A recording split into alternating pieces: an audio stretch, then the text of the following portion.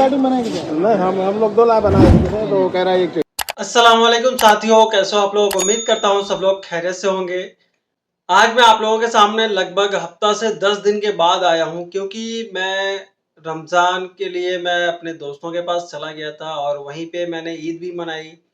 और उसके बाद मैं मक्का चला गया था, जहाँ पे मैं उम्रा किया और उम्रा करने के बाद जब आया तो लगभग तबीयत कुछ बिगड़ गई थी। और आज मैं बिल्कुल ठीक हूँ और आप लोगों के सामने हाजिर हुआ हूँ सऊदी अरब की कुछ बड़ी और अपडेटेड न्यूज़ लेकर के। सऊदी अरब की हुकूमत ने हज को देखते हुए भारत और पाकिस्तान समेत लगभग 14 देशों पे वीजा की पाबंदी लगा दी। पाबंदी क्यों लगाई है, क्या कारण है, आगे वीडियो में देखेंगे। इसके अलावा सऊदी अरब से जो लोग सफर करते हैं अपने देश और अपने साथ लगेज लेकर के जाते हैं, तो दम्माम एयरपोर्ट से लगेज को लेकर के बड़ी अपडेट जारी की गई है। तो वीडियो में बने रहिएगा, आगे मैं पूरा डिटेल्स में बताने वाला हूँ। इसी के साथ साथ जो भी कंपनी या फिर ऑर्गेनाइजेशन या इंस्टीट्यूशन जो लोगों को हज और उम्रा करवाते हैं, सऊदी हुकूमत ने इसके हवाले से बड़ी अपडेट जारी की है और इसमें बताया गया कि उन कंपनी, इंस्टीट्यूशन और ऑर्गेनाइजेशन पे 1 लाख रियाल का जुर्माना लगा दिया जाएगा। तो क्यों उसके ऊपर 1 लाख रियाल का जुर्माना लगेगा, वीडियो में पूरा डिटेल्स में बताने वाला हूं। तो वीडियो को पूरा वॉच कीजिएगा ताकि पूरी जानकारी आप लोगों को मिले। आइए अपडेट की तरफ चलते हैं। सऊदी हुकूमत ने भारत, पाकिस्तान समेत लगभग 14 देशों पे वीजा पे पाबंदी लगा दी है। इसमें यह बताया गया है कि हज को देखते हुए सऊदी हुकूमत ने 14 देशों पे tourist visa, visit visa, family visit visa और उम्रा वीजा पे बैन लगा दिया है, यानी प्रतिबंध लगा दिया है। यह प्रतिबंध अस्थायी होगा, क्योंकि हज के दौरान बहुत सारे लोग इलीगल तरीके से हज में शामिल हो जाते हैं, जिसकी वजह से हज में ज्यादा भीड़ बढ़ जाती है और भगदड़ में हजारों लोगों की मौत हो जाती है। एक एग्जाम्पल के तौर पे आपको बताऊं कि पिछले साल यानी 2024 के हज में लगभग 1000 से ज्यादा मौतें हो गई थी भगदड़ के कारण।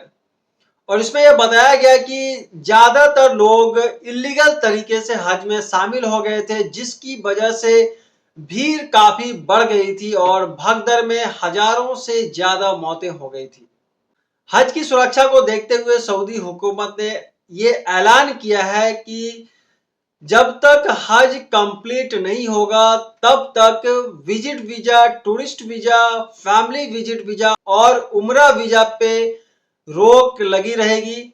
जब हज कंप्लीट हो जाएगा उसके बाद से फिर नॉर्मल कर दिया जाएगा। ये जो बैन लगेगा ये अस्थायी होगा, टेम्पोररी होगा।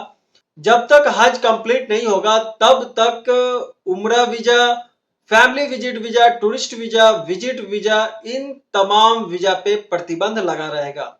14 देशों पे जो प्रतिबंध लगा है वो कौन कौन सा देश है, तो मैं आपको बता दूं कि इसमें Bharat, Pakistan, Bangladesh, Algeria, Sudan, Ethiopia, Tunisia, Yemen, मिस्र, इंडोनेशिया, नाइजीरिया, इराक, जॉर्डन, ये सारे मुल्क शामिल है। इन 14 देशों पे वीजा का प्रतिबंध लगा रहेगा जब तक हज कंप्लीट नहीं होगा।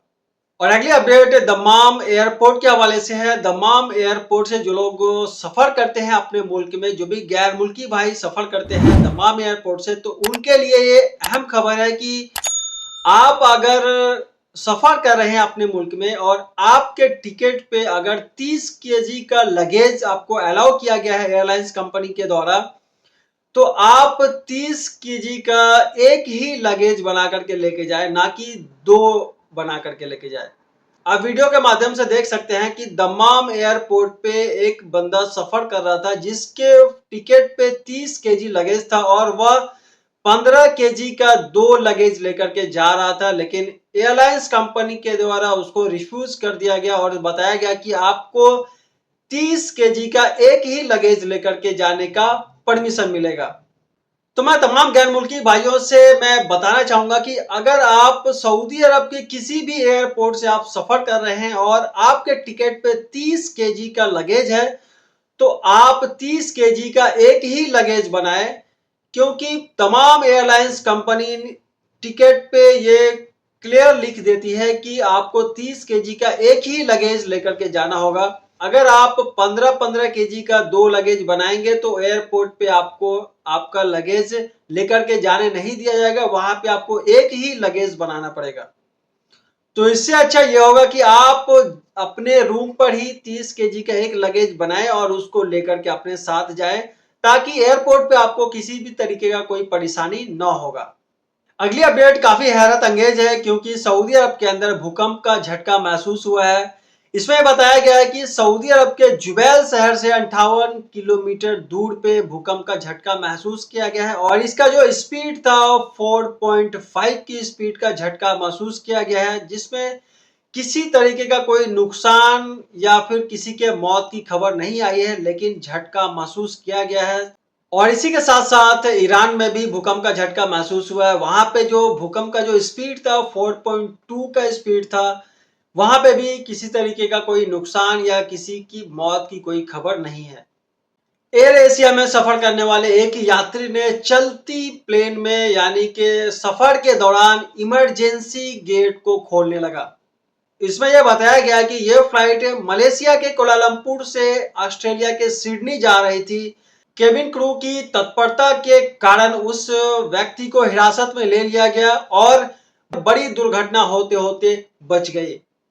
इसमें बताया गया कि उस व्यक्ति को हिरासत में लिया गया है और हिरासत में लेने के बाद जब वो फ्लाइट सिडनी पहुंची तो उसे पुलिस के हवाले कर दिया गया है और इसकी जांच शुरू कर दी गई है।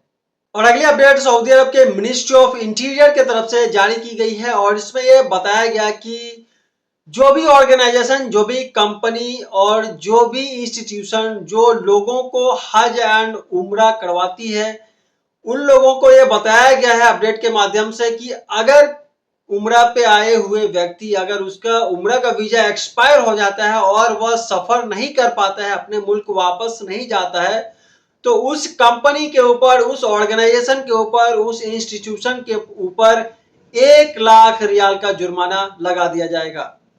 इसमें बताया गया है कि जो भी ऑर्गेनाइजेशन, जो भी कंपनी उम्रा और हज परफॉर्म करवाते हैं लोगों को, उनको यह ध्यान रखना होगा कि वह जिन लोगों को सऊदी अरब के अंदर भेजते हैं उम्रा के लिए, हज के लिए, तो उसे समय पर ही उसे अपने मुल्क वापस जाना होगा। अगर सऊदी अरब के अंदर उस व्यक्ति का जो उम्रा करने के लिए आया है, हज करने के लिए आया है, उसका वीजा एक्सपायर हो जाता है, तो उस ऑर्गेनाइजेशन के ऊपर, उस कंपनी के ऊपर 1 लाख रियाल का जुर्माना लगा दिया जाएगा। साथियों, यह कुछ खास और अहम न्यूज थी जो मैं आप लोगों के साथ शेयर किया हूं। अगर वीडियो आप लोगों को अच्छी लगी हो तो वीडियो को ज्यादा से ज्यादा शेयर कीजिएगा, लाइक कीजिएगा और अब तक जो लोग हमारे चैनल को सब्सक्राइब नहीं किए हैं तो अनासली व्लॉग्स को सब्सक्राइब जरूर कीजिएगा, ताकि सऊदी अरब की अपडेटेड न्यूज का नोटिफिकेशन आप तक पहुंचती रहे। तब तक खुश रहिए, स्वस्थ रहिए, दीजिए मुझे इजाजत। फिर मिलते हैं अगली खबरों के साथ। अल्लाह हाफिज।